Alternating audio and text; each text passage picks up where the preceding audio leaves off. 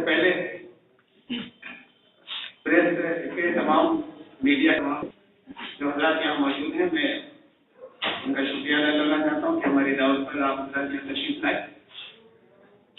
और मैंने तो इस सिलसिले में ये जो विवाद है, ये तनाज़ा चलता रहा,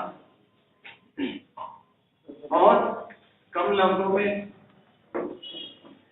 किसी भी तरह का जवाब अगर दिया तो बहुत कम लफ्जों में, और लगातार ये कोशिश की कि ये हालात जो चल रहे हैं ये नॉर्मल हो जाए और शहर की फजा नहीं बिगड़े। लेकिन कुछ लोग इस बात के ऊपर तुले हुए हैं कि उनको रुकना ही नहीं है, खामोश नहीं रहना है, और उनके जो कुछ भी मकसद हैं उनको हासिल किए बगैर वो रुकने वाले नहीं हैं। मैंने आज पहली मर्तबा ये प्रेस कॉन्फ्रेंस का इनेकाद किया है कि मैं कुछ बातें आप लोगों को अवगत करवानी है।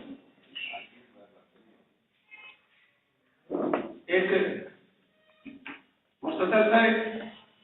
मुख्तसर भी नहीं है, मैंने एक स्टेटमेंट जो तैयार किया है, कॉपी अभी आप को मिल जाएगी, आ रही। मैं इसे तो बहुत ब्रीफ और बहुत मुख्तसर, हर पॉइंट की मैं अगर कोई वजाहत या स्पष्टीकरण की जरूरत होगी तो वो भी करूँगा।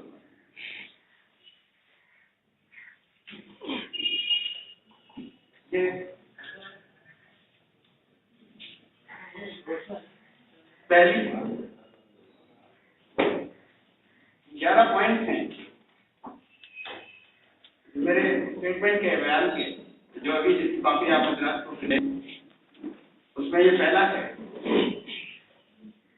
और इसमें से शीर्षक उन्वान भी मैंने कायम किए। ये इसका उन्वान है कि अभी दिन में दाखिला दिया ही नहीं था, काफिर कैसे बनाए।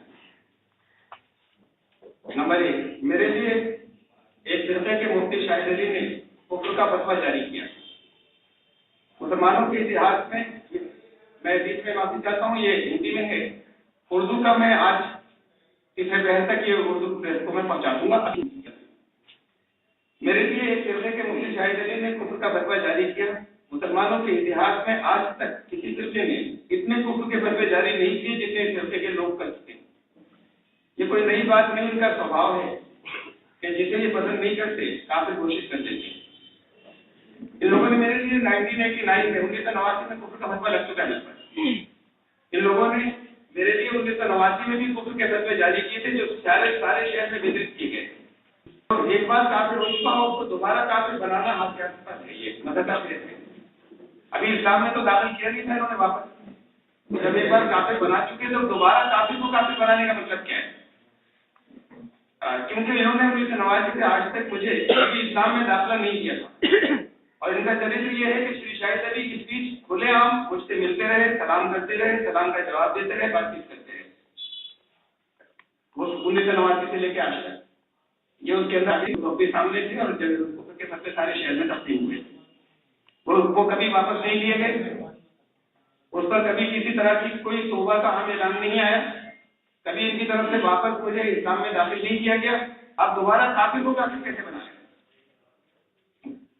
ये दूसरी आगे के जो पॉइंट है, इनका शीर्षक या उन्वान है कि मुसलमान पर कुफ्र का फतवा लगाने का किसी मुफ्ती को अधिकार ही नहीं है। ये उसूली बात है। उस सिलसिले में मैं बातें क्यों पढ़ के सुना रहा हूँ। ज्ञान इतिहास में सबसे पहले अल्लाह के रसूल हज़रत ईसा अलैहिस्सलाम को उस समय के उलमा ने काफिर ठहराकर सलीब देने की कोशिश की। यह हमें तारीख के अंदर सबसे पहला वाक़या है जो हमें मालूम तारीख में मिलता है कि कुफ्र का फतवा उस वक्त के उलमा ने हज़रत ईसा अलैहिस्सलाम पर लगाया था। वो जो कुफ्र को तोड़ने आए थे उनको काफिर कर दिया। अल्लाह के आखिरी रसूल हज़रत मोहम्मद सल्लल्लाहु अलैहि वसल्लम ने अपने पवित्र जीवन काल में किसी ऐसे काफिर को नहीं किया जो स्वयं को मुस्लिम कहता हो। अब्दुल्ला बिन उबई को भी काफिर नहीं कहा, जो खुलेआम रसूलुल्लाह सल्लल्लाहु अलैहि वसल्लम का और इस्लाम का दुश्मन था, खुला दुश्मन था। आज तक सब नाम जानते हैं, उसको उन्होंने काफिर नहीं कहा। वो उन्हीं की मस्जिद में नमाज पढ़ता रहा, बहुत से मौकों पे बहुत खुली दुश्मनी दिखाई। जब उसका इंतकाल हुआ, जब वो मरा, तो चूंकि अल्लाह की तरफ से हुक्म था तो उसकी नमाज में जनाजा खुद नहीं पढ़ाई, लेकिन मुसलमानों से कहा इसकी नमाज में जनाजा पढ़ो, और मुसलमानों से कहा इसकी नमाज में जनाजा पढ़ाओ।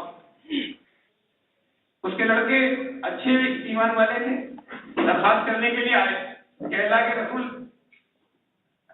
आपने नमाज जनाजा नहीं पढ़ाई, अपना कुर्ता ही इनायत फरमा दीजिए, मैं इसके कफन के ऊपर डाल दूं तो अपना कुर्ता दे दिया। जिंदगी भर उसे कभी काफिर नहीं कहा। उनके बाद हजरत उमर ने किसी पर कभी कुफ्र का फतवा नहीं लगाया, जो खलीफा हुए, कभी हजरत अबू बकर ने किसी पर काफिर नहीं कहा। सिर्फ वो काफिर होता था जो खुद ऐलान करके, अपने कुफ्र का ऐलान करके कहता था मैं काफिर हो गया और निकल जाता था। हजरत उमर ने कभी किसी पर कुफ्र का फतवा नहीं लगाया। हजरत उस्मान रज़ियल्लाहु अन्हु को तबाइयों ने काफिर कहा। एक यहूदी था अब्दुल्ला बिन सबा, वो मुसलमान बन के दाखिल हुआ, फिर बहुत बड़ी टीम, बहुत बड़ी पार्टी बना ली। इन लोगों ने हजरत उस्मान का घेराव कर लिया, कई दिन तक घेराव रखा, और फिर आखिर में उनको शहीद कर दिया उन्हीं लोगों ने, तबाइयों ने। उम्मत मोहम्मदी में सबसे पहले कुफ्र, मुसलमानों को कुफ्र का फतवा लगाने का जो नाम आया वो इन तबाइयों ने किया था। तबाइयों ने हजरत उस्मान का, और फिर आखिर उनको शहीद कर दिया। हजरत उस्मान ने उन पर कुफ्र का फतवा नहीं लगाया, आखिर तक वो शहीद हो गए, लेकिन उनको काफिर नहीं कहा। हजरत उसके बाद हजरत अली को विद्रोही खवारिज में काफिर ठहराया। हजरत अली से कुछ लोगों ने बगावत की, इस्लामी इस्तिलाहों में, टर्मिनोलॉजी में वो लोग खवारिज कहलाए। वो जो खवारिज थे उन्होंने हजरत अली को काफिर कहा, हजरत अली ने उन्हें काफिर नहीं कहा। उन्हें कहा हजरत हसन पर, उसके बाद हजरत हसन रज़ियल्लाहु ताला अन्हु पर कुफ्र का फतवा लगाकर, जब उन्होंने माविया से उन्होंने सुलह की बात अगर करनी चाहिए, तो बहुत बड़ी भीड़ ने उनको काफिर घोषित कर दिया, काफिर उनके होने का ऐलान कर दिया। उन पर हमला किया गया। वो लोग बढ़ गए जो उन्हें काफिर कहते थे। किसके लिए गए? जिनको अल्लाह के रसूल सल्लल्लाहु अलैहि वसल्लम कंधों पर उठाकर घूमते थे और ये कहते थे कि ऐसा जो इनसे मोहब्बत करे तो इनसे मोहब्बत रख, और जो इनसे बुग़्ज़ रखे तो उनसे बुग़्ज़ रख। उन पर कुफ्र का फतवा लगा, और कुफ्र पर फतवा लगाने वाले अक्सरियत में हो गए, मेजॉरिटी में हो गए, और फिर उन पर हमला किया गया। उनके चोटें आई, उनके कपड़े फटे, फिर बाद को और दूसरे लोग भागते हुए आए, तब ये लोग अलग थे। यहाँ तक का हिस्सा तो मैंने वो रखा है जो इस्लामी तारीख के रोशन तरीन लोग थे जिन्हें काफिर करार दिया गया, और उन्होंने कभी किसी को काफिर नहीं कहा। तो जिस हक का इस्तेमाल रसूलुल्लाह सल्लल्लाहु अलैहि वसल्लम ने, नबी ने नहीं किया, पैगंबर ने, जिस हक का इस्तेमाल हजरत अबू बकर, हजरत उमर, हजरत उस्मान, हजरत अली ने किसी ने किया, जिस चीज को सबसे पहले यहूदी जो मुसलमान बन गए थे, सबाई और खवारिज जो हजरत अली के बागी थे, जिस चीज को उन्होंने शुरू किया दूसरों को मुसलमान कहलाने वालों को काफिर कहने का, वो इन लोगों ने कैसे इख्तियार ले लिया कि हम किसी को काफिर कह सकते हैं? हक ही नहीं, इस्लाम में हक नहीं। यह इन्होंने खुद लिया है, और यह आप लोगों ने उनको दे रखा है, इसलिए हक का इस्तेमाल करते हैं, वरना इस्लाम में ऐसा कोई हक मिलता ही नहीं इस्लामी तारीख के मुताबिक। श्री, इसके बाद अगली हेडिंग है श्री शाहिद अली मुफ्ती और काजी कहलाने। मैं सबूत दे रहा हूं। स्वयं को मुफ्ती और काजी कहलाने वाले और कुरान शरीफ के नाम पर दूसरों को काफिर कहने वाले श्री शाहिद अली के अपने ज्ञान की अवस्था क्या है, उनका इल्म कितना है, मैं ये बताना चाहता हूँ। अभी की बातों से, पुरानी चीजें तो छोड़ें जो बिल्कुल अभी दी हैं उन्होंने। यह है कि उन्हें इतना भी नहीं मालूम कि कुरान शरीफ में कितने रुकू और कितनी आयतें हैं। अभी कल उन्होंने एक छोटी सी बुकलेट, एक किताबचा, पुस्तिका एक उन्होंने इशू की है, उसको देख ले। इससे पहले अखबार के अंदर और नादिम अखबार में उनके लिख सकते रहे, उन्हें लिखने कराऊंगा अखबार में। उन्होंने लिखा है कि ये तो कुरान का सामान्य ज्ञान भी नहीं रखते, ये औसत दर्जे का इल्म रखने वालों को मालूम है, जो बात वो भी नहीं मालूम है। उन्होंने अखबारों और पुस्तिकाओं में जो लेख छपे उसमें कुरान शरीफ के 540 और 666 आयतें होने की घोषणा कर डाली। वो बुकलेट जो सारी बांटी है और जो नादिम अखबार में उन्होंने मजमून लिखा था, उसमें लिखा है कुरान शरीफ में 6666 आयतें हैं और कुरान शरीफ में 558 रुकू हैं। ये 666 की गिनती जिन लोगों को मालूम हो, नहीं मालूम, मैं बताना चाहता हूँ। 666 3 बार 666 की गिनती बाइबल के अंदर जहां जहां दज्जाल का जिक्र है उसकी अलामत के तौर पर यहूदियों में मानी जाती है। उससे मिलती जुलती गिनती उन लोगों ने कुरान के लिए मशहूर कर दी, एक और बढ़ा के 6666 आयतें कुरान में आवाम में चली आ रही है, लेकिन एक आलिम जी लिखे कुरान का थोड़ा सा भी रखने वाले, ये तो बच्चा गिन सकता है। कुल 114 सूरतें हैं, ये सबको मालूम है। कुरान शरीफ अभी उठा लें, कोई सा भी कुरान शरीफ, और 114 सूरतों में हर जगह सूरत के शुरू में ये लिखा है कि आयतें इस सूरत में कितनी है और है। आपको सिर्फ 114 गिनती जोड़नी पड़ेगी कागज पे बैठ के, सारी आयतें नहीं जोड़नी पड़ेगी। हर सूरत के शुरू में लिखा है इसमें कितनी आयतें हैं, तो आप 114 सूरतों की नोट कर लीजिए। हर सूरत से पहले लिखा है इसमें कितने रुकू हैं, आप नोट कर लीजिए, बैठ कर गिन लीजिए, अभी गिन लीजिए। और चाहे दुनिया का जो भी कुरान शरीफ का नुस्खा उठा लीजिए, सब जितने मौजूद हैं। कुरान शरीफ के अंदर 540 रुकू हैं, 540 इन्होंने कहे 558 रुकू, और कुरान शरीफ के अंदर 6666 आयतें नहीं है, 6236 आयतें। इन्होंने 430 आयतें बढ़ाने का ऐलान किया लिखित में, तहरीरी तौर पर, आंतरिक तौर पर अखबारात में दिया, उसकी बुकलेट छापी, इसमें 430 आयतों की तादाद ज्यादा है, और 18 रुकू कम किए। कुरान में घटाया भी बढ़ाया भी। ये इल्म की बात है कुरान के बारे में। पुरानी बातें तो मैं करता भी नहीं जो बयान दे चुके जिस तरह की, लेकिन ये कुरान ही के नाम पर फतवा लगाने हैं मेरे ऊपर, इल्जाम ये है, उसकी तो भी मैं हकीकत बयान करूंगा कि मैंने कुरान के अंदर रद्दो बदल माना है। रद्दो बदल का तो ये ऐलान कर रहे हैं, और इसको बच्चा भी गिन सकता है, बाकी बातें तो आलिमों की हैं, जो कुछ इन्होंने मेरे बारे में कहा खेल के, इसे कोई बच्चा बैठकर गिन सकता है। एक तरह गिनतियां जोड़नी पड़ेंगी। कुरान शरीफ में 558 रुकू हैं, कुरान शरीफ में 6236 आयतें हैं, इन्होंने 430 आयतें बढ़ाई, इन्होंने 18 रुकू कम किए, बढ़ाया भी घटाया भी। अगर गलती से किया तो ये मुफ्ती और काजी कहलाने के लायक नहीं है कि कुरान के बारे में ऐसी चीजें अखबारात में छापे, और अगर जानबूझकर किया तो फिर ये कुरान में रद्द बदल की बात है। मैंने इसके ऊपर बरेली से फतवा मंगाया, इस बात के ऊपर मैंने बरेली शरीफ से, मोहल्ला फौजागरान से, जो इनका हेडक्वार्टर है, वहां पर मैंने भेजा कि कोई शख्स अगर ये कहे, इसका नाम नहीं लिया, कोई शख्स अगर ये कहे कि कुरान में इतने रुकू हैं और इतनी आयतें हैं, और उसे फिर अखबार में भी छाप दे, उसके बारे में मैंने नहीं उसकी बात की, ये तहरीर किया, उसके बारे में उलमाए दीन क्या कहेंगे। तो उन्होंने, उनका फैसला ये है जो फतवा मेरे पास आपको, तो उन्होंने वहां से जवाब भेजा कि ऐसा शख्स मस्जिद में तौबा करे और उसके बाद ही लोग उससे ताल्लुकात रख सकते हैं। तो जिनके बारे में उन्हीं के बरकत से, उनका नाम लेकर नहीं, लेकिन जो कुछ उन्होंने किया, मैंने ये पूछा था कि अगर कोई ऐसा करे तो उन्हीं के बरकत से अगर ये फतवा आ जाए, मुफ्ती साहब का फतवा मौजूद है, वो उन्हीं के बरकत से ये फतवा आ जाए कि लोग इससे ताल्लुकात न रखें जब तक ये मस्जिद में तौबा न करें, वो मुफ्ती और काजी कहलाने के लायक है। और वो सारी दुनिया को लेकर चल रहे हैं कुरान के बारे में, और ट्वीट कर रहे हैं, गलत बातें कह रहे हैं, जो कुछ कह रहे हैं वो खेचतान करके कह रहे हैं कि इसमें कोई खेचतान मुमकिन नहीं, जो सीधी बातें थी, उन्होंने इतने रुकू कहे और इतने, और उसको अखबार में भी छापी अपनी जगह, कम से कम अपनी तक रखते होते, और बुकलेट में भी छापा है उसके बाद दोबारा वैसे आगे चलते। तो ऐसा शख्स, ऐसा व्यक्ति काजी और मुफ्ती कहलाने योग्य कैसे हो सकता है? मेरे पास ऐसे बहुत से तथ्य, एक दो नहीं, ऐसे बहुत से तथ्य हैं जो शाहिद अली को काजी, जो श्री शाहिद अली को काजी और मुफ्ती पद के लिए अयोग्य सिद्ध करते हैं। मैं उनमें से रोजाना एक आज किया है, रोजाना प्रेस को मैं भिजवाऊंगा, ये भी इतनी सीरियस है, दूसरे भी इतनी सीरियस है कि काजी और मुफ्ती होने के योग्य कोई है या नहीं, और ये इतनी मामूली बात है कि आवाम फैसला कर लेंगे। इसके लिए किसी, यहाँ तो मैंने फतवा अपनी यहाँ पे लोगों को दे रहा हूँ उन्हीं के मकसद का, लेकिन और भी जितनी बातें मैं आवाम के सामने रखूंगा रोजाना एक, इसका फैसला आवाम खुद कर सकते हैं अगर आपकी अपनी बंद न कर लें। अगला, इसके बाद शीर्षक है अनुमान कि देशद्रोहियों से सतर्क रहें। ये बहुत सीरियस बात है जो आगे मैंने कही है कि यहाँ इस तरह की कुछ चीजें चल रही हैं और मौजूद हैं जिनसे इंटेलिजेंस ने आंखें बंद की हुई हैं।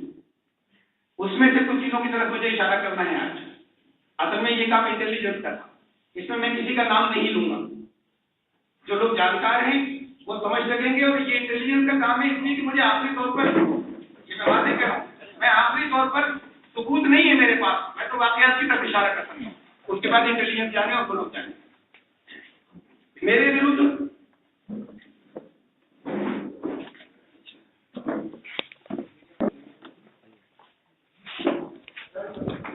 अपने लोग भी छोड़ दे भाई, वहाँ से अपने लोग हट जाए और बैठ जाइए, सब लोग बैठ जाइए, देखिए बहुत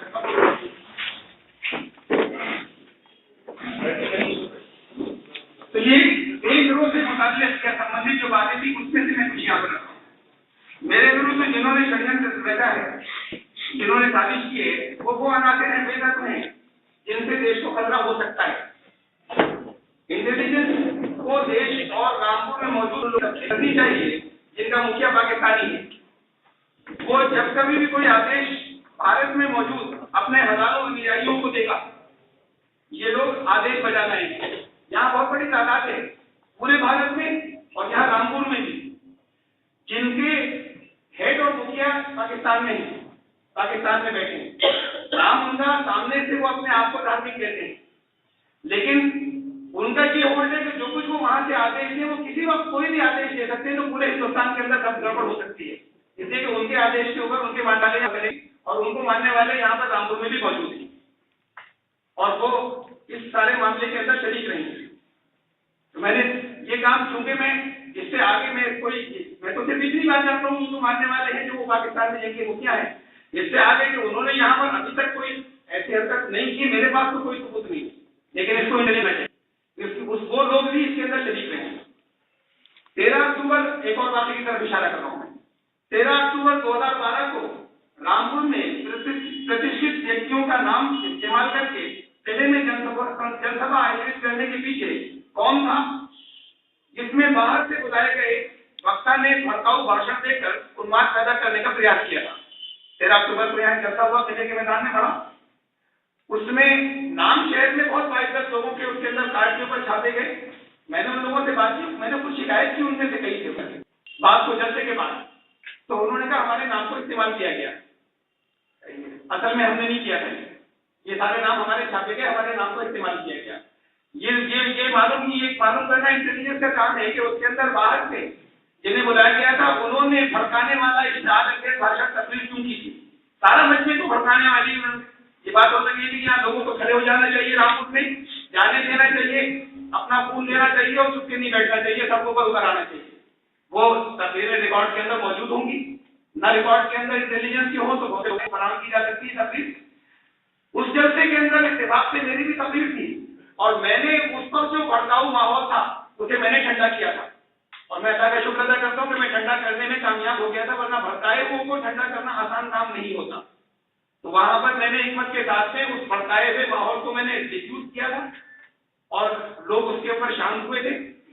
वहां से जो लोग उसके जिम्मेदार रहे, उस जलसे के पीछे जो कोई भी थे, वहां से वो नाराज थे कि यहाँ पर एक प्लान उनका फेल हो गया, वो भी इसके अंदर शामिल थे इस चीजों को फैलाने में। मैं नाम यहाँ पर नहीं ले रहा, लेकिन ये इंटेलिजेंस का काम है कि ये तहकीक करे कि क्या अंडरग्राउंड तंजीम में कुछ जो मुसलमान कहलाते हैं उनकी कुछ अंडरग्राउंड तंजीम में जो जगह जगह कुछ उन्माद फैलाना चाहती है, उनका कोई तत्व यहाँ पर शहर के अंदर तो मौजूद नहीं है, वरना ये जलसा क्यों हुआ और इसका उद्देश्य क्या था। जिन लोगों के नाम उसमें इस्तेमाल किए गए कार्ड पर, उन सबको ये बताया गया था कि जलसा शांति के लिए है और जो कुछ होता रहा है हम ये चाहते हैं कि मुसलमान उसके अंदर शांति अपनी बरकरार रखा करें। उनको नहीं मालूम था स्पीकर क्या, इसलिए स्पीकर वहां पर आने के बाद लोगों को इश्तिहार दिलाया था और इस दर्जे तक दिलाया था कि लोग अपनी जाने देने के लिए सबको ऊपर निकल आए। अगर मेरी तस्वीर उसके बाद नहीं होती तो फिर हालात बहुत बुरे होते। लेकिन वो जिन्होंने जो इस जलसे के जिम्मेदार थे वो भी मुझे इसके अंदर कुरान के खिलाफ मुझे जो कुछ चला है, जो मेरे ऊपर जो इल्जाम लगा है, ये वो लोग भी इसके अंदर शामिल रहे। इंटेलिजेंस को तहकीकात करनी चाहिए कि क्या किसी अंडरग्राउंड संस्था का कोई सदस्य रामपुर में छिपा हुआ तो नहीं है।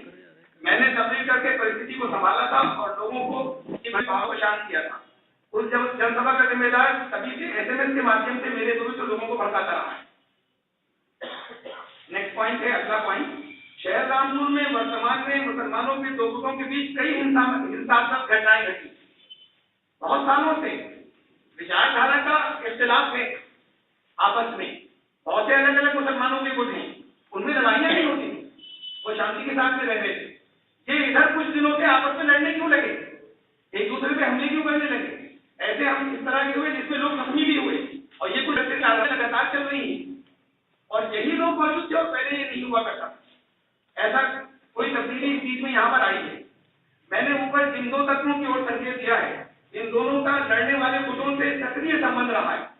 इसमें से एक गुट से उनका संबंध रहा है जिनके हेड पाकिस्तान के अंदर है इसमें से दूसरे और जो गुरु जिनके ऊपर हमले किए गए उनके साथ में ये सब कुछ घूमते रहे जिन्होंने वो जलसा कराया था।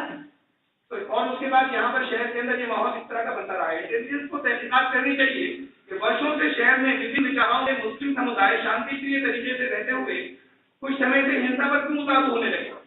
मेरे विरुद्ध जो साजिश में नगर के अमन अमान को भंग करने वाले इन दोनों तत्वों का हाथ भी प्रतीत होता है। अगली हेडिंग है शीर्षक उन्वान, फतवे के निरंतर प्रचार के पीछे श्री शाहिद अली का उद्देश्य क्या है। फतवा लगा दिया इन्होंने, अखबार में शाया कर दिया, सबको पता चल गया, हर अखबार में दे दिया, हिंदी के भी उर्दू के समाचार पत्र शहर में हर एक को मालूम हो गया। अब उस दिन से लगातार कभी पोस्टर से, कभी हैंडबिल से, कभी जब्तों से लगातार शोर मचाने का मकसद क्या है, ये तो बता चुके लोगों को कि काफिर है। अब उसके बाद इसके पीछे क्या मकसद है कि उस दिन से आज 20 दिन हो गए, 21वां दिन है आज जिस दिन से इन्होंने शुरू किया है। इस 21 दिन में ये किसी दिन नहीं रुके जब कुछ न कुछ समाचार पत्रों में न ले रहे हो, कोई इनका कोई हैंडबिल न निकाल रहा हो, इनका कोई और जारी नहीं कर रहा हो, ये कहीं ना कहीं जलसे न कर रहे हो, शहर में नहीं गाँव। इसके पीछे उद्देश्य क्या है। जब कोई फतवा, इससे पहले हमेशा ऐसा होता था, किसी को काफिर बनाया इन्होंने छाप दिया, लोगों से कह दिया, बात खत्म हो गई। 1989 में भी ये हुआ था कि मेरे ऊपर कुफर के फतवे लगे थे, शायद सारे शहर में तब्दील हुई, बात खत्म हो गई। अब इनका मकसद इससे कुछ आगे का लगता है, वरना लोगों को इत्तला देने के बाद क्या मैं चाहिए। श्री शाहिद अली मेरे विरुद्ध कुफर के फतवे लगाकर समाचार पत्रों को दे ही चुके थे, परंतु उनकी नीयत इससे कुछ आगे प्रतीत होती है। फतवों के बाद मेरी ओर से कोई उत्तेजनात्मक कार्रवाई होने के बावजूद आज फतवे को सार्वजनिक करने के 20 दिन बाद भी उनकी तथा उनके फिरके की ओर से नए फतवों, जनसभाओं, मीडिया में शोर, हैंडबिलों और पोस्टरों का क्रम जारी है। इन लोगों के पुराने फतवों के आधार पर सारी दुनिया जानती है कि इनके अनुसार मुसलमान से काफिर हो जाने वालों की हत्या कर देनी चाहिए। ये तो सारे में मशहूर कर ही रखा है कि जो मुसलमान से काफिर बने वो वाजिबुल कत्ल है, उसे कत्ल कर देना चाहिए। एक बार कह चुके हैं कि काफिर है, अब तो लगातार शोर मचा रहे हैं। उससे क्या मैसेज देना चाहते हैं पब्लिक को, बार बार के दिलों के अंदर इनके बैठ जाए मुझे, वरना बार बार शोर, ये इसको शोर मचाए चले जाने के पीछे मकसद क्या होगा। इस न समझने वाले प्रचार के पीछे यही उद्देश्य प्रतीत होता है। मैंने प्रशासन को भी अवगत करा दिया है और जनता को भी बताना चाहता हूं कि यदि मुझ पर कोई आक्रमण हुआ तो उसके सीधे जिम्मेदार श्री शाहिद अली होंगे। अगला पॉइंट,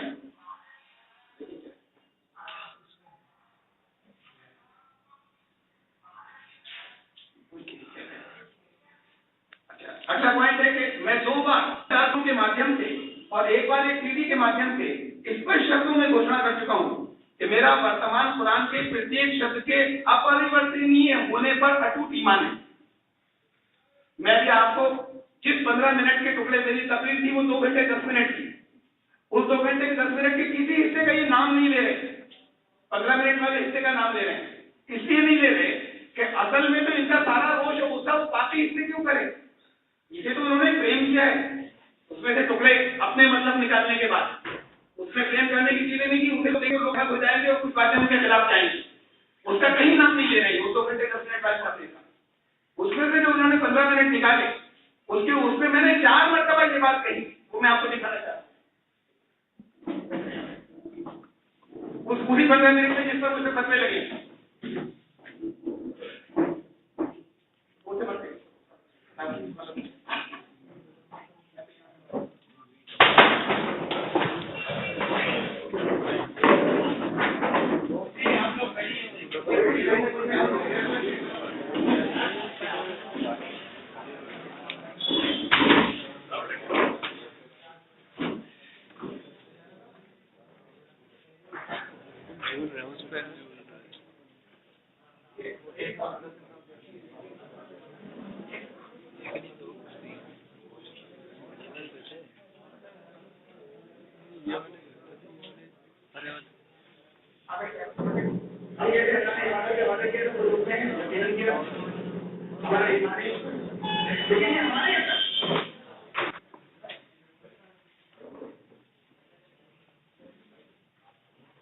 ये 4 बार, उस 15 मिनट में 4 बार ये ब्लैंक स्टेटमेंट है, जैसे कोई और मतलब नहीं निकाला जा सकता, जो साफ शब्दों में था उसी तस्वीर में उसी 15 मिनट में जिसका दिल पर सत्य लगे।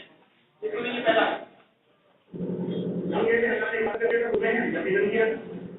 हमारा ईमान है, लेकिन ये हमारे हद तक है ना, मुस्लिम समझेगा कि ये तुम्हारे आस्था की बात है। लेकिन जो लोग दूसरे इताद करेंगे, आप उन्हें क्या जवाब देंगे? हमारी हद तक जो बात है, हमारा भी ईमान है और अल्लाह ने यकीन वादा किया तो हमारा इसका ईमान है। बिल्कुल नहीं, मैं दूसरे को बताऊं, हम जैसे अल्लाह ने इबादत से वादा किया तो उसने यकीन किया, हमारा ईमान है, लेकिन ये हमारे हद तक है ना, मुस्लिम समझेगा कि ये तुम्हारे आस्था की बात है। उसमें साजिश है जिसका मैं जिक्र कर रहा हूं।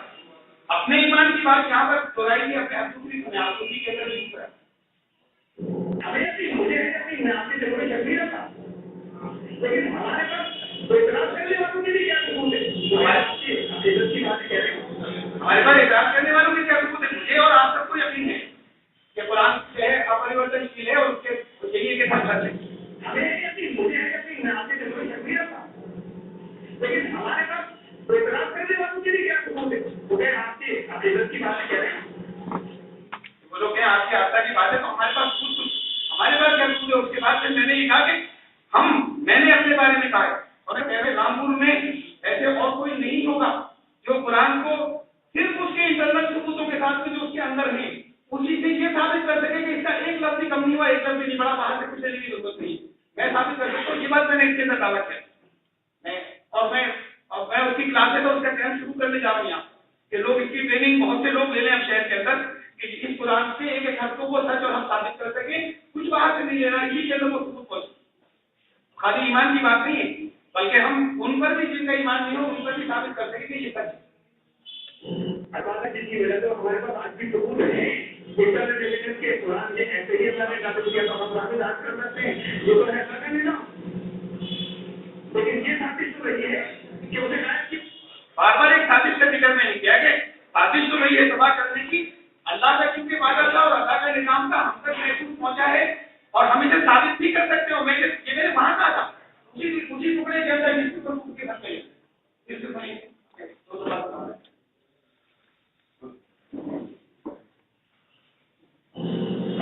हमारे पास आज भी सबूत है इंटरनेट एविडेंस के कुरान के ऐसे ही अल्लाह ने साबित किया तो हम साबित आज कर सकते हैं, वो तो है अल्लाह का निजाम।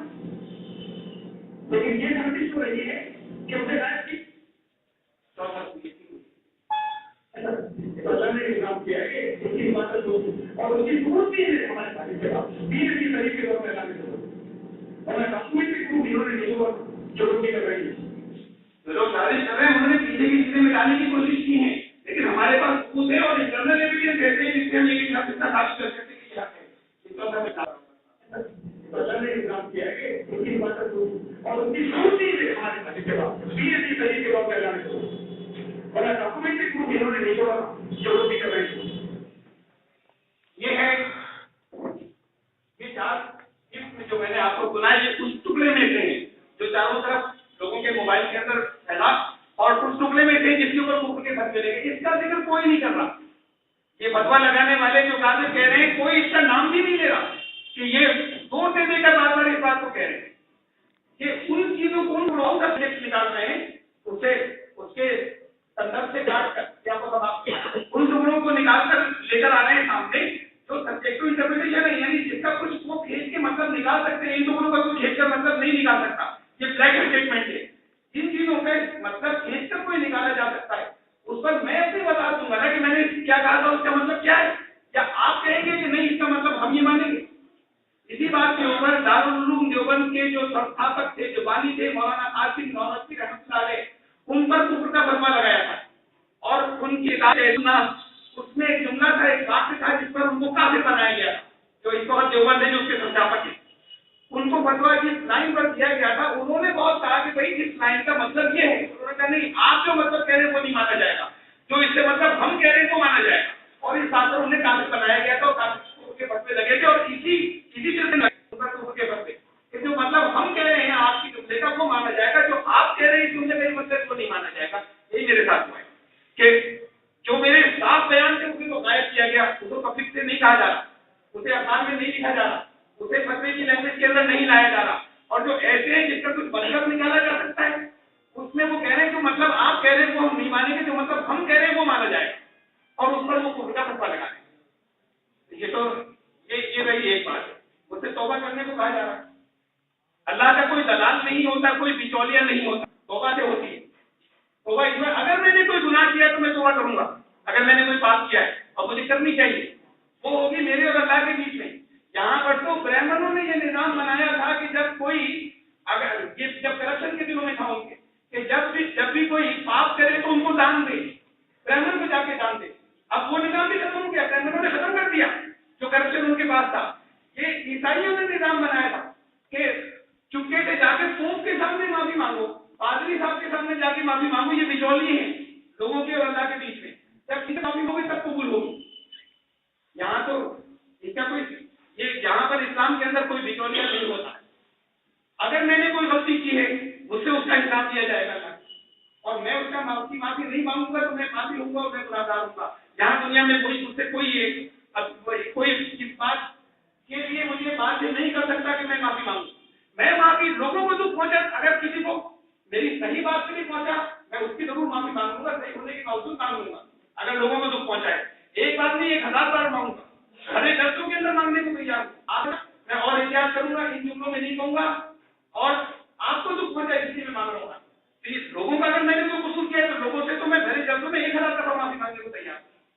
मेरा स्वभाव ये है कि मैं अपने मुलाजिमों को कोई बात कह देता हूँ, मुझे बात को अगर ये ख्याल होता है कि मैंने गलत कही थी, मैं उन्हें बुला के माफी मांगता हूँ, मुझे बात करने में शर्म नहीं आती गलती के ऊपर। लेकिन यहाँ ये खुदा और बंदे के बीच की बिचौली है, उससे ये डिमांड कर रहे हो, ये मांग कर रहे हैं कि तुम खड़े होने के बाद लोगों के सामने अल्लाह से माफी मांगो। ये लोगों के लिए जगह लिख रहे हैं, उनका फतवा लिखने का मतलब क्या होता है? काबिल हो गया, अब ये नरक में जाएगा। इनके कलम फैसला कर रहे हैं कि ये नरक का हो गया, अल्लाह को तो खाली अमल करना है ऊपर। जब ये दावे कर लेंगे, दोबारा ईमान में दाखिला कर देंगे, तो कहेंगे अब ये हमने फैसला कर दिया कि अब ये नरक की कोर्ट में आ गया, अल्लाह को तो खाली उस पर अमल करना है। इनके फैसले ऐसी कैसी हिम्मतें कर रहे हैं? इनके कलम फैसला करेंगे कि कौन कोर्ट क्या है और कौन नरकवासी है, क्या ये फैसला ना क्या होगा? इनके कलम यहाँ फैसला कर रहे हैं, ये इख्तियार इन्होंने ले लिया जो रसूल ने इस्तेमाल नहीं किया, जो सहाबा किराम में से जो खुलफाए राशिदीन ने इस्तेमाल नहीं किया, वो इख्तियार आप लोगों ने दिए। अगर आप लोग नहीं दिए तो नहीं, इनके पास लीजिए आप इबादत अपनी जगह, लेकिन नहीं है हम इस्लाम के। मैं अगर मैंने कोई पाप किया है तो मैं अल्लाह से तौबा करूंगा, नहीं अगर नहीं करूंगा तो मुझे सजा मिलेगी। यहाँ दुनिया में मुझसे कोई ये डिमांड नहीं कर सकता। लोगों का कसूर किया माफी मांगूंगा, आपको तकलीफ पहुंची। मैंने उस सीडी के अंदर जो बताती थी 2 जगह माफी की बात की, आप अगर ये गुस्ताखी हुई, आपको दुख हुआ, मैं माफी चाहता हूं, ये हो चुका। ये कौन होते मुझसे डिमांड करने वाले थे आप खड़े होकर माफी मांगिए, क्या करेंगे? ये तो इशारा है ही किधर जा रहे हैं, हमला करेंगे। हमारे साथ माफी में बहुत कुछ हुआ है आज से, हमारे बुजुर्गों के साथ में हजरत ईसा को सलीब पर पहुंचाया गया, हजरत अल्लाह ने बचा लिया बात को। हजरत इमाम अहमद बिन हंबल को रास्ते में कोड़े मारते ले जाया गया, रास्ते में कोड़े मारते में ले गए। सब इमाम थे, हजरत इमाम हनीफा भी कुफर के सदमे लगे हैं, वो जेल के अंदर थे। बड़े बड़े हमारे जितने लोग हैं उनके साथ क्या क्या नहीं हुई, मेरे साथ ऐसा कुछ करना चाहेंगे मैं तैयार हूं। हमें जान नहीं, ये अलग बात है कि ये प्रशासन जाने और लोग जाने के लिए इस तरफ इनको जाने दिया जाएगा नहीं, मैं जान देने को भी तैयार हूं। मैं रास्तों में उनकी तरह अगर हजरत ईसा को के बालों में धूल डाली गई, उनके थप्पड़ मारे गए, उनको कहा गया कि ये कातिल है, उनको कहा गया कि ये दलील है, उनको मजाक उड़ाया गया और बाल मोर्चे में उनको शरीर तक ले जाया गया। अगर उनको हमारे बुजुर्गों के साथ ये हो सकता है, मुझे जरा से भी शर्म नहीं आएगी कि मैं कोई अगर कुरान की खिदमत में कर रहा हूँ तो उसके लिए अगर मेरे ऊपर हमला हो जाए, ये लोग हमला करेंगे, इस लायक नहीं कि मुफ्ती अब्बासी कहना है, जिन्होंने कुरान के बारे में ये चीजें छापी जो इस वक्त सबके लोगों के पास मौजूद है, और जिनके खुद हेड ने ये कहा है कि जब तक ये मस्जिद के अंदर तौबा नहीं करे, लोग इनसे ताल्लुकात न रखें, वो फतवा लगाएंगे और वो मांग करेंगे। तो ये कुछ बातें हैं, ये लोग ये भी सहन नहीं कर सकते कि मतलब ये अगली बात, ये लोग ये भी सहन नहीं कर सकते कि मदरसा व्यवस्था के बाहर का कोई व्यक्ति दीन के विषय में बात करे। ये बहुत बड़ी बात है कि राइट और हक जो है वो खाली उन लोगों को है दीन के बारे में बात करने का जो मदरसों से निकले हैं, उनके ज्ञान और इनकी हालत तो देख ली आपने, जो वहां से लिखे हैं, उनके अलावा किसी को हक नहीं है।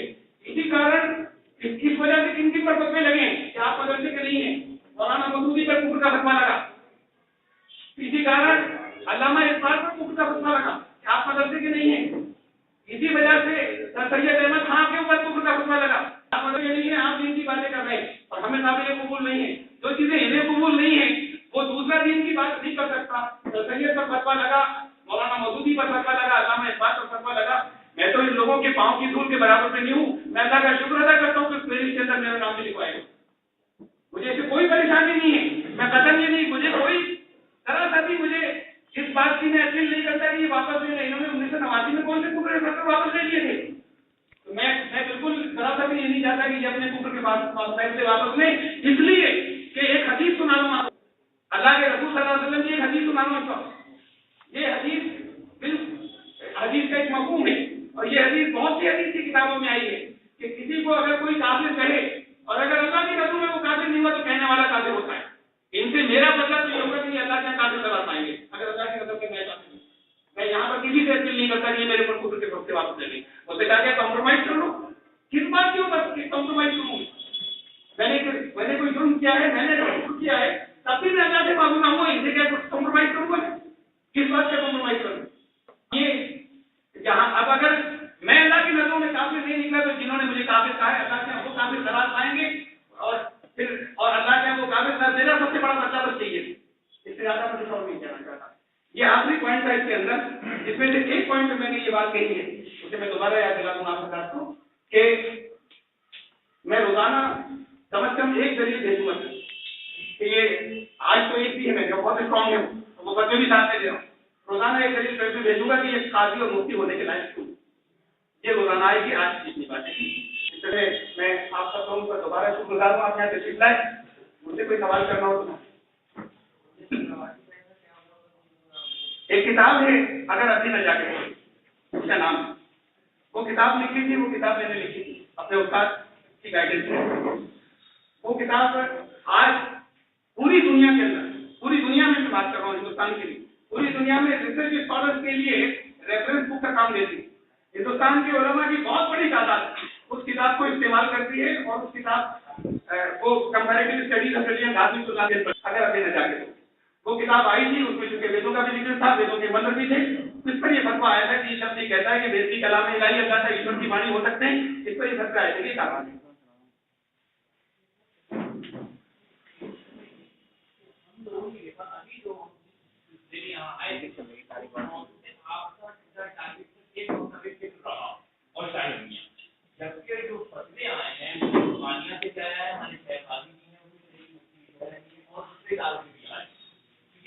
उन्होंने कुफर का फतवा नहीं लगाया, बिल्कुल ठीक चीजें कही उन्होंने कुफर का फतवा नहीं लगाया। मैंने आज जितनी बात की सिर्फ कुफर के फतवे पर, उन्होंने मुझे काफिर नहीं कहा, नहीं कहा। उन्होंने कहा अगर कोई शख्स ये बातें करता है तो वो इस्लाम से बाहर होगा, और मैंने नहीं किया। और उसके अगले दिन मैंने बयान दे दिया कि मैं जो कुछ कह रहा हूँ वो ये है, बात खत्म हो गई। और उसके बाद उन्होंने दोबारा अगर होते उसके बाद उन्होंने दोबारा नहीं कहा कुछ पर कुफर का फतवा नहीं है। उन्होंने ये किया, अवाम को ये बताया अगर कोई आदमी ऐसी बातें करता है तो काफिर होगा। उन्होंने सीडी सुनी थी, उस सीडी में मुझे नहीं मालूम कितनी काट छाट थी, उसको सुनकर उन्होंने ये कहा कि अगर कोई शख्स ये बातें करता है तो वो दायरे इस्लाम से खारिज होगा। तो उन्होंने किसी को काफिर नहीं कहा, उन्होंने मुझे काफिर नहीं बनाया। मैंने सिर्फ इनकी बात की जो मुझे काफिर न सिर्फ ये कि कह रहे हैं बल्कि इस पर बढ़ते चले जा रहे हैं। बहुत से देखिए ना, इख्तिलाफ आप नहीं कह रहे लेकिन इख्तिलाफ राय होता है, बस नहीं कोई ज्यादा वो मेरी कुछ बातें नहीं पसंद अगर आई, उन्होंने अगर सब शब्दों में कहा कह सकते हैं वो। हालांकि मैंने उसके अगले दिन दिया था कि आप एक्सप्लेनेशन सॉल्व कर लेते तो शायद इसकी नौबत नहीं आती। उसके बाद भी उन्होंने कुछ नहीं कहा, कहते कि अच्छा अब आके एक्सप्लेनेशन दे दीजिए, ये नहीं कहा उन्होंने, कोई बात नहीं। लेकिन उस मसले को उन्होंने कभी भी वो नहीं बोले उसके बाद। और उन्होंने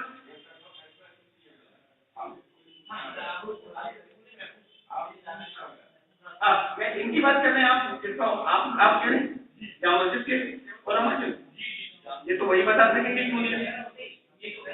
देखिए साहब को फांसी दी गई 4 साल के बाद, ये तो वही बता सकेंगे कि उन्होंने नहीं, इसलिए कि मेरा बात देखिए ना, यहाँ तो आपको भी इस हिंदुस्तान के अंदर, इस भारत के अंदर और हमारे दीन के अंदर भी इतनी फुर्सत है कि आप मुझसे किसी मसले पे इख्तिलाफ कर सकते हैं। उनको किसी मसले के अंदर मेरी बातें पसंद नहीं आई, उन्होंने कह दी, उन्होंने काफिर नहीं कहा। आप ही कह सकते हैं मुझे, आप लोग चाहे मेरे जैसे में कह सकते हैं, काफिर कहेंगे तो मैं बात करूंगा आपसे कि आपको राइट कैसे किया।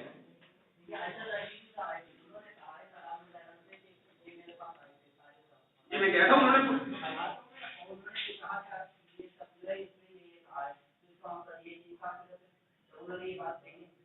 आपने तो सिर्फ लफ्ज ये कह दिया, मेरे पास पूरी तस्वीर है।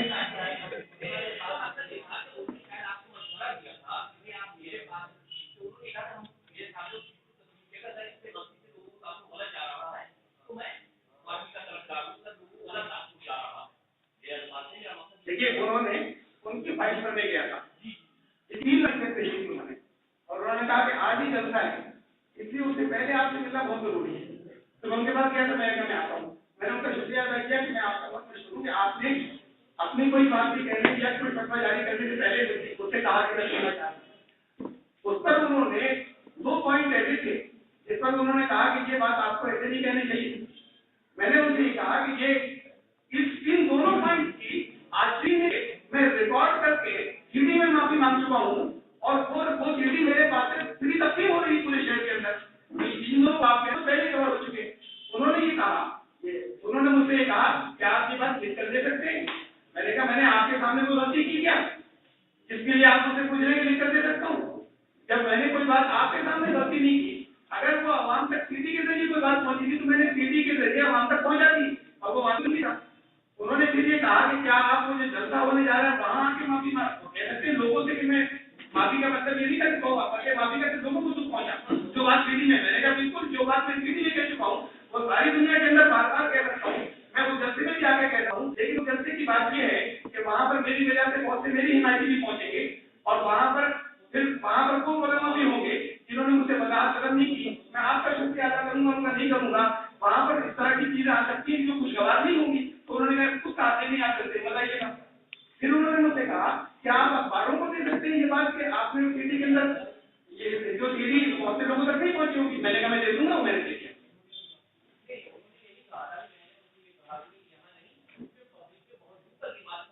मैंने दे दिया था।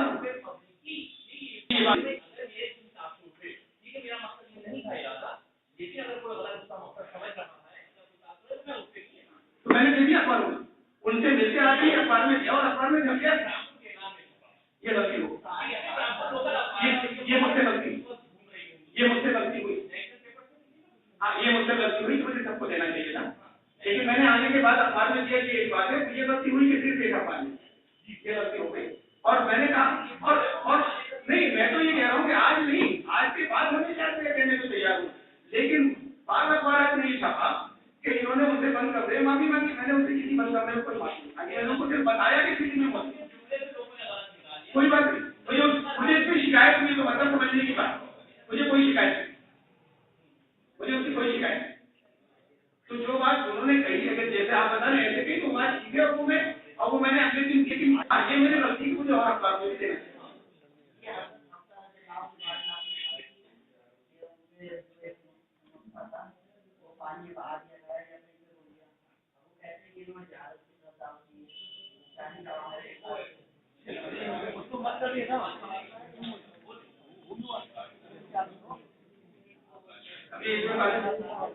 मुझे समझ लीजिएगा इसी बात क्यों ले रहे हैं, अगर आप मुझसे समझ लीजिएगा बहुत इनवैलिड पॉइंट है उनका, मुझसे समझ मुझसे और आगे की क्या उसको मालूम नहीं, क्या उसको बातें मुझसे और आगे की बता दूंगा। सीडी में है और सीडी में है क्या उनके इसमें नहीं है बातें, बस उससे और आगे की मैं आपको बात बता दूंगा यहाँ और सी बातें मैं लोगों तक ले जाना चाहता देखती नहीं।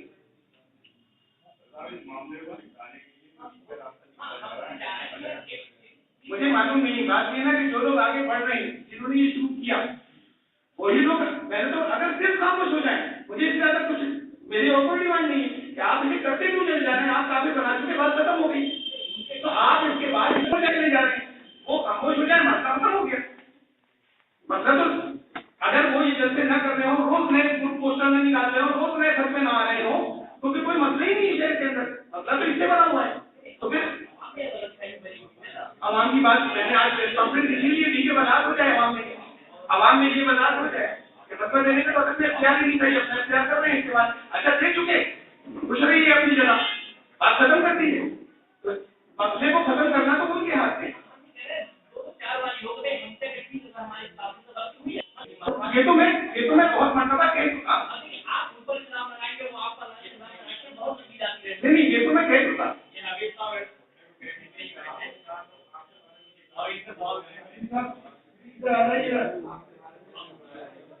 ये बात तो मैं कह चुका और दालचनी को भी मेरी बीवी की माता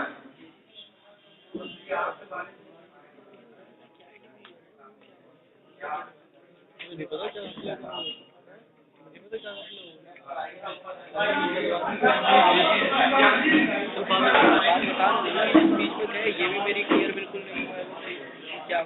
वो अगर स्टेटमेंट की कॉपी तैयार हो गई हो और एक बच्चे की कॉपी सबको बांट दीजिए, पहले मुझे दिखा दीजिए, उससे पहले मत बांटिए।